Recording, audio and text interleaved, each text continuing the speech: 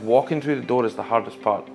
Once you're through that door, there's almost like this weight off your shoulders that you've made that first step, and something as simple as a conversation can change that outlook that you're not on your own. So I delivered the Changing Room programme here in partnership with SPFL Trust and Sam H, looking at things that we can do to improve our mental health. It can be something as simple as going for a walk as part of the session.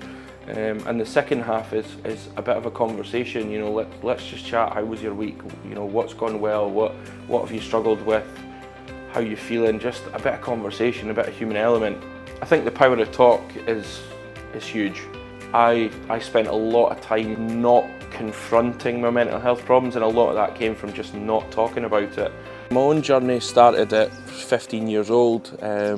My mum passed away really suddenly. It was the kind of traumatic element of that was basically shaped my life. And although there have been a lot of really negative impacts on my life over the years, there has been positives that's come from it. I think to actually know what it feels like to be that low, or to see yourself on this downward spiral, is just something that it makes it a little bit easier to relate to people. Although we're all from different places, we all share the same battle. You know, there's still an element of toxic masculinity in the world where, you know, I don't need help, I don't need that support, I'll deal with it myself. But when you actually get these guys in a room, it's amazing how quick they open up and they realise the penny drops for them that, you know what, maybe I do need a bit of help, maybe I do need just that little bit of support, somebody to come down and have a coffee and a chat with and talk about the football.